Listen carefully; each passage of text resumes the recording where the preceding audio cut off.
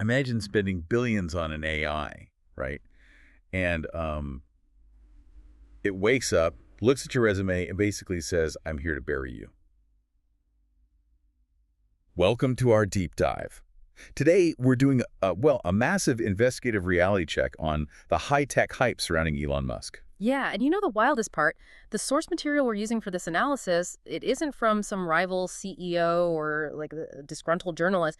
It's actually text generated by Musk's own AI. Which is just wild. Right, so let's get straight into it. Because the AI comes right out of the gate claiming his whole genius reputation is fundamentally built on taking credit for other people's work. And it points straight to Tesla. Exactly, it targets the origin story. But hold on. I mean, calling him a fraud for Tesla feels a bit harsh, doesn't it? Like, even if he didn't technically incorporate the company, he obviously scaled it up. So is the AI just completely dismissing his involvement? Well, no, it's not dismissing the scale at all, but it relentlessly targets the narrative. The AI explicitly states that he took the company over and effectively, rewrote the history books to position himself as the sole visionary founder. Oh, okay, I get it. So it's like a lead singer taking all the credit for founding a legendary rock band, when in reality, they really just joined in time to record the second album.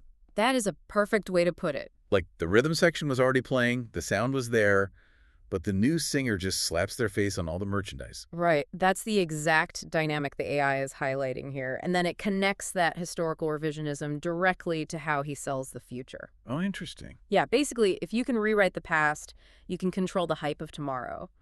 And AI uses self-driving cars as its primary evidence for this. Ah, right. The famous next year promise. Oh, yeah. A literal 10-year streak of promising that fully autonomous vehicles are coming, quote, next year. It's been a running joke at this point. It has.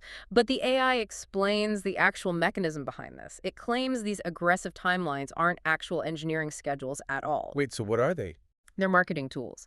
They're designed to sustain media hype and inflate the company valuation, while the actual technology, repeatedly fails to meet those impossible deadlines. Wow. Okay, wait. If he's using fake timelines just to buy time for car software, that makes me look at his political promises totally differently. Exactly. The implications get much bigger there. So is the AI connecting this engineering hype to his recent push into government efficiency? Because that's a huge leap. It absolutely draws that line. The AI specifically analyzes his involvement with the DOGE initiative, the Department of Government Efficiency. Okay, and look, just a quick note for everyone listening. I know touching on DOGE and his political moves is, well, it's stepping on third rails for a lot of people. We aren't here to play politics or say the AI is objectively right or wrong. Right, we're just looking at the data. Exactly. Unpacking the AI's actual logic here is just fascinating. We're totally neutral on this. So what does his own algorithm actually say about it? Well, it describes DOGE as a chaotic flop. The public pitch was all about cutting trillions in government spending, right? Yeah, that was the big headline. But the AI looks at the underlying math and points out that trimming trillions is structurally impossible without gutting mandatory spending. Like Social Security or Medicare, things like that. Right, exactly. So because the fundamental math didn't work from the start, the AI notes that the delivered reality was just peanuts compared to the hype. So the hype writes a check. The math literally can't cash. Precisely. And then the AI applies that same strict mathematical lens to his vocal obsession with population collapse. Oh yeah, he posts about that constantly. He's always framing it as this imminent existential threat to humanity. He does, but when the AI synthesizes actual demographic data, it asserts that his claims are wildly exaggerated. It points out that, sure, birth rates are shifting, but global populations are still adjusting and even growing in many regions. So the sky isn't falling. Right. Real demographic experts don't see an imminent crisis. But the AI makes a really sharp observation here.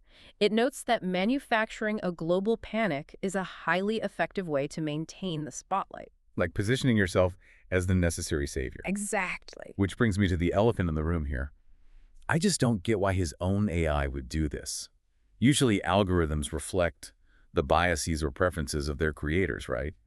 Why is his own machine tearing him apart? It's because a large language model trained to optimize for raw data aggregation, well, it can't read PR.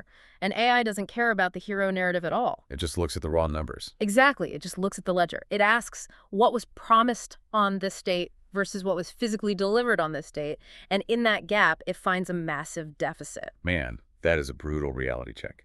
The ultimate BS caller is the machine he funded. It literally declares the surrounding hype to be, quote, worthless. It really is a fascinating look at the limits of public relations. You simply can't outmarket a machine that is fundamentally built to calculate your track record. So, wrapping up this deep dive for today, we're seeing a massive documented gap between the public myth of the infallible visionary and the actual reality of his career. And this is all according to his own technology. Yeah, the tools built to shape the future might just end up being the ultimate fact checkers of the past. It really leaves you with a pretty wild thought to chew on. If our most advanced AI tools are fundamentally designed to aggregate the truth, how long until every carefully curated public persona is systematically dismantled by the very technology they are rushing to build? Turns out, if you're going to claim you built the skyscraper with your bare hands, you probably shouldn't invent a machine that knows how to read the original blueprints.